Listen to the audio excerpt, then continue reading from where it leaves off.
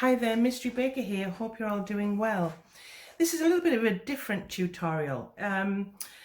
If you're a newbie or a new to baking, this is going to be perfect for you because it's going to go through some of the problems we have when we're making cakes, and we sometimes have caking disasters. And you know, when I was first starting off, I had them too. But hopefully we can shine a light on those disasters, and I'm going to tell you why that's happening, and we're going to run through a few of them. Now, there's going to be some things that I miss.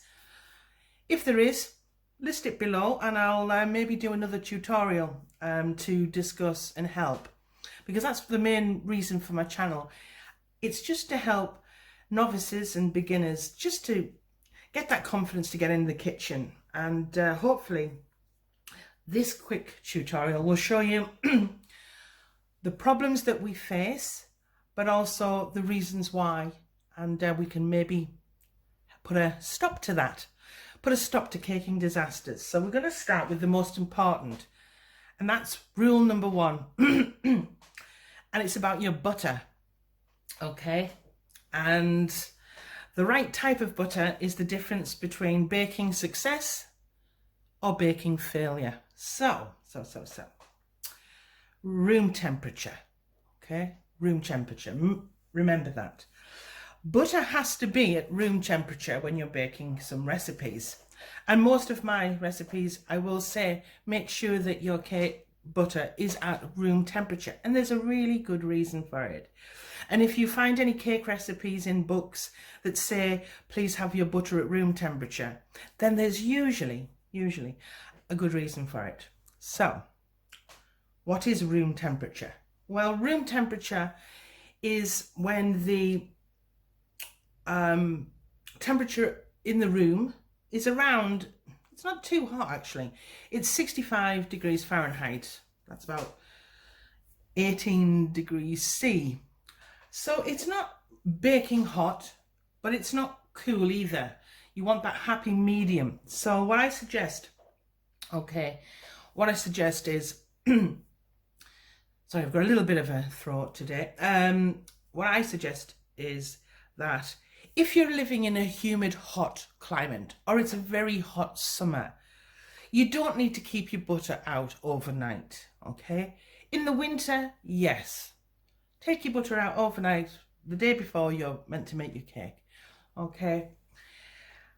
If it's really hot, you don't need to. A good 20 minutes at the most will suffice. Now, let's have a look at textures. So I'm going to tell you what room temperature is. You might be surprised. I have 3 lots of butter here.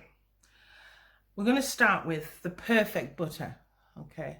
And bring that in. And it's this one here. I'm going to be touching this butter, so please don't make comments that I'm touching things. This is the whole reason for it. You need to touch to test. Okay. Butter at room temperature should still have its solid shape. Okay. It's not in a ball or soggy or in a mush. And it's still firm to touch, but easily pressable. And it gives a sticky when you pull out. Okay, now hard butter is direct from the fridge. Okay, that's not what you're looking for. All right, you don't want hard butter. So there's your room temperature, still in solid form. So don't expect, when I say softened butter, I don't mean a melted blob on the plate. I mean it actually holds its shape, and when you place your finger in, it leaves indentations with a sticky residue. Okay? Okay. So we've got to room temperature. But there is something called too soft. And I'm going to bring that over now. Okay. And as you can see, it's got a runny goo around it.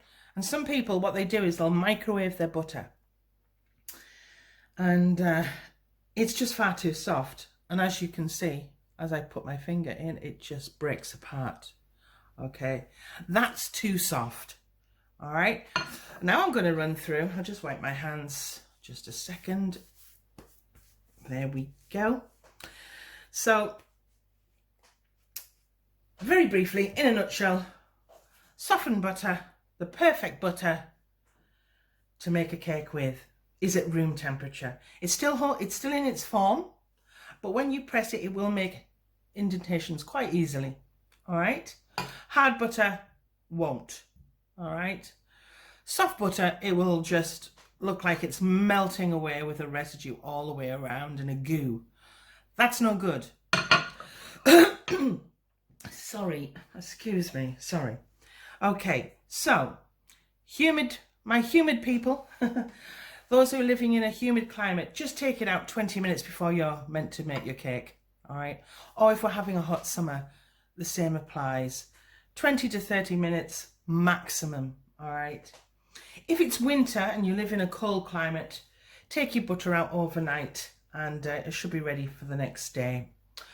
Do not use hard butter and don't use overly soft. And in a second, when I've just washed my hands and grab myself a cuppa, I'm going to run through why you don't use hard or soft butter.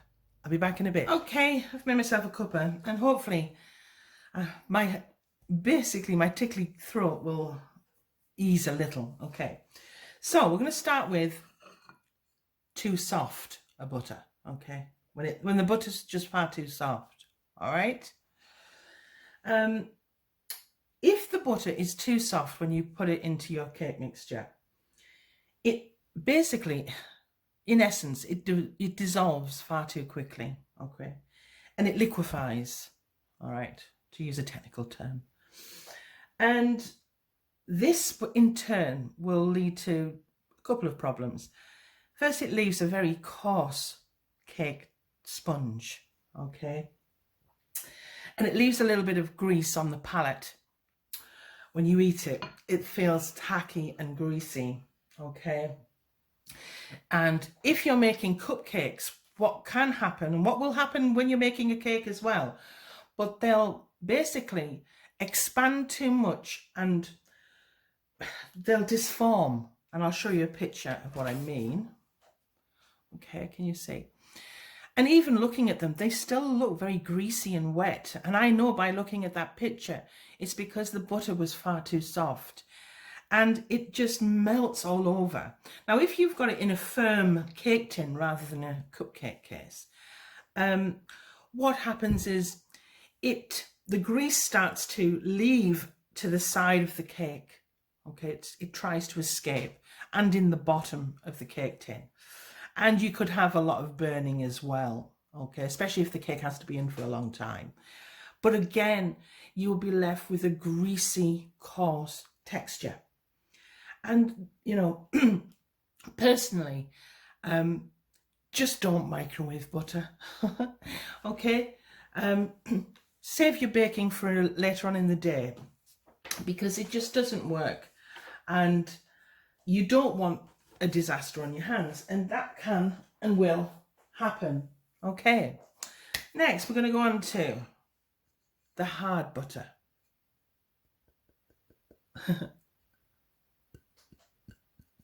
The hard butter. And hard butter is a problem as well and will lead to caking disasters. This is why room temperature butter is so important, and the consistency of your butter is so important, and people don't realise how important it is. So, hard butter. Well, what happens when you use hard butter? Well, the first thing is it's an absolute nightmare to mix with.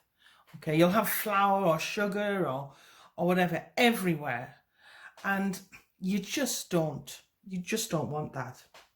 Okay, it just won't cream properly. And if you're using a creaming method where you mix the sugar with the butter together at the beginning, it'll just be difficult to incorporate. And even when you think it's mixed, if you were to pick up the mixture in your hands and touch it, you'll probably feel or see little tiny flecks of hardened butter that hasn't been dissolved into the cake mixture. And what then happens is it becomes dense, okay? It becomes very dense. and coarse. And it won't have a very good rise, and it'll be very uneven. And I'm going to give you an example here. I'm going to show you some cupcakes that I can see here. And they've probably had hardened butter added to them. And they're just looking pretty ugly. But not only that, they'll taste pretty ugly too. All right.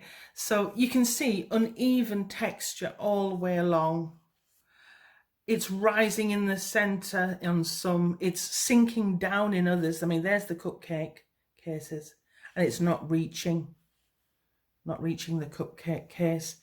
And they're just pretty much a nightmare, and the taste isn't good, I have to say. Now, technically, if we want to get technical, basically what happens is when the butter is hard, it does not coat the flour proteins, all right? And it doesn't allow air pockets. So instead of a nice like cake texture, it will actually be dense.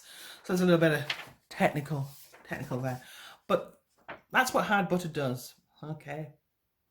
And plus, it's just a nightmare, absolute nightmare to make. Absolute nightmare. I have to say, I really do. And also, just back onto the softened butter. The greasy softened butter. What you'll find is this is what will happen with your cake. I don't know if you can see. It looks wet inside, and it's very coarse texture. And it will have I know you can't really see it in this picture, but it will have a greasy taste on the palate. It'll cling to your mouth where it shouldn't really. So that's with softened butter. Are we following okay, ladies and gentlemen, boys and girls? If you are, please give me a thumbs up. Subscribe if you haven't already. And it really does help my channel grow. And we're going to now move on to perfect butter, which is room temperature butter, which is this one here. Okay. Still holds its shape, but softer touch. I mean, it's been out for a while now because I've been preparing for this tutorial, but you get my drift. Okay. And why is it perfect? Well, when it's at room temperature, it's basically whippable, all right? And because it's whippable, you are able to whip it easily, and in turn, it holds air, all right? Which creates the cake mixture having a very light and delicate feel. And when you put it in your mouth, you can feel how light it is. You can feel how light the sponge is. Okay, so it's really important to get the perfect room temperature butter. And it really is. And I'm not just saying that applies to butter, it also applies to eggs. Remember, if you're applying everything at beautiful room temperature and then you're adding cold eggs from the fridge or cold milk or cold cream, you're going to have the same problem. Remember, everything that is being refrigerated should be brought to room temperature. So I'm not just suggesting that butter is the main problem, although it is. Make sure that your eggs are at room temperature. So if you put them in the fridge, take them out. If you put your milk, don't take the whole pint of milk, but take the milk or the cream amount that you'll be using out before you bake to allow it to reach a natural room temperature. Okay, are we getting that? So when I say room temperature, I'm not talking if you've got a kitchen that's 120 degrees. That's not what I'm talking about. That means your room is too hot. I'm talking about the butter needs to be room temperature, well, our room temperature, which is about 65 degrees Fahrenheit, 18 degrees C. So if you're in a hot country, just get it out 20 minutes before you're about to make a cake, okay? Or a humid country. Same with your eggs. Leave them out half an hour rather than overnight. Use your judgment, because just because I say room temperature doesn't mean your room temperature, okay? because your room temperature could be icy cold, or your kitchen could be boiling hot. So use your own discretion. You know what I mean now when I say, or when a recipe asks for room temperature. It's basically saying not a block, okay, of ice, or not a soggy mess, okay, that just crumbles away at the touch. So I'm going to clean my hands now. And when I come back, we'll run through some other disasters that might be happening to your cakes, and hopefully I'll tell you why that's happening so it doesn't happen again. I'll be right back. Okay, I'm back. So another caking problem is when your cake sinks, all right? And it happens a lot to our cakers out there. I'll show you a picture here of the cake sinking in the centre there. Can you see? All right. Well, there's a couple of reasons why that's happening. Let me explain. The first one is underbaking. And let me try and explain it to the novice.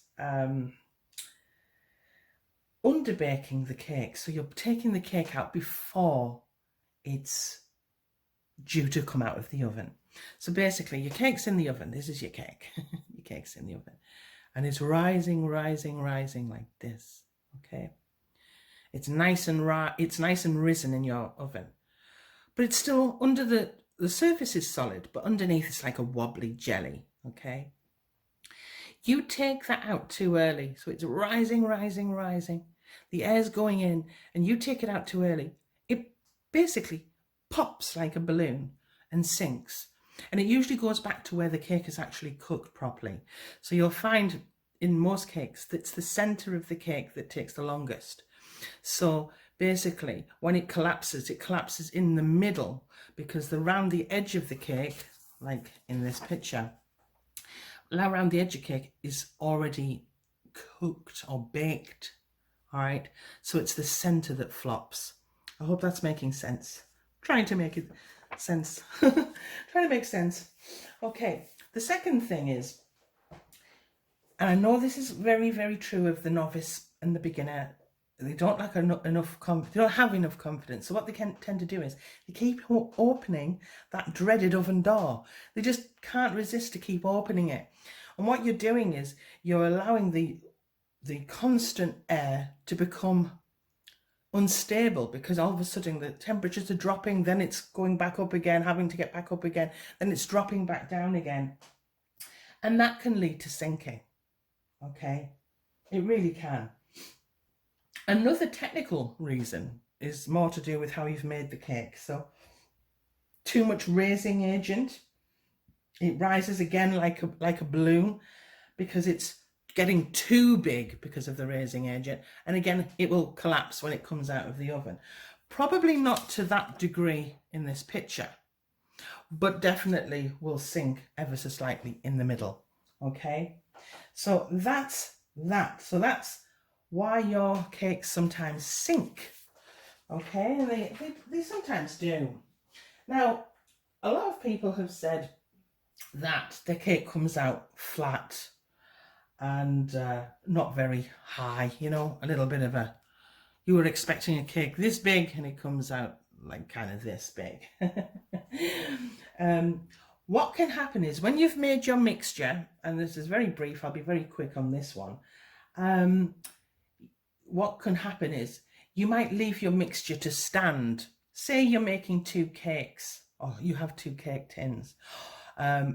So you're making 2 cakes, but you only have 1 cake tin. What you might do is you might pour half of the mixture in 1 cake tin and leave the rest of your cake mixture until that cake tin is ready to use again. Or the same with cupcakes. You make too much of a batch. So you make 1 batch that goes straight in the oven and you leave the remainder of the mixture in the bowl to basically just sit there. And what basically happens is all the air that you've pumped into that cake, okay, it's lost. And another thing that happens is the glutens start to work and they become more stodgy and bready, okay? So in other words, more dense, so that when you do put it in the oven, they don't rise and they have that very dense texture, okay? And the last one, and we're nearly there, is the sides of the cake or the top of the cake is burned. All right, I'll show you a quick inset of a burnt one. A bit black, okay, especially around the edges there. All right, so the sides are crunchy and possibly burned. And this is a reason it could be. First of all, there could be too much grease on the outside of your cake pan or on the base of your cake pan. All right, so on your cake tin, please don't over grease because it becomes like a frying oil. All right, and butter does burn quicker than vegetable oil. Okay, it doesn't need a higher temperature. So what happens if you are using butter, you put it in the oven and you've over greased it, it will basically fry the edges and the base of your cake. Okay, so that's a really important one. But also, if you leave the cake, for example, a Christmas cake, in too long without the proper protection. So when you're making a Christmas cake, you make sure you cover it in greaseproof paper so it's protected from the heat from the outside. Because it's the outside of the cake that gets it first, okay? It's the outside. Okay. And that's basically my quick run through of mishaps, disasters that might happen in the kitchen and the reason why they're happening. So hopefully, if you know this, you know, and you know why it's happening, you'll be able to resolve it by not doing that again. If you have any other caking disasters, please put them in the comments and I'll try and look at them and maybe make another video on those comments.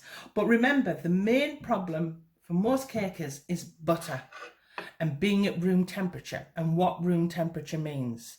It doesn't mean if I have a very, very hot kitchen or a very, very cold kitchen that I have to bring that butter up to the room temperature of that room, okay? It means that it has to be 65 degrees Fahrenheit, 18 degrees Celsius, which means it keeps its form. If you just look at it, it keeps its form, but when you touch it, it moves, okay? That's all it means. So if you're in a very hot country, I'll just run through it again. If you're in a very hot country, it doesn't need to be out for hours and hours. Okay, 20 minutes will do if you're in a humid hot country, out of the fridge. But likewise, if it's very cold, you know, it has to be left out for a couple of hours at least, possibly overnight. So thanks for your time. Remember, hard butter, no. Too soft butter, no. This room temperature, 65 degrees, is perfect, okay? Solid, keeps its form, but it's soft to the touch. Thanks for your time. Bye.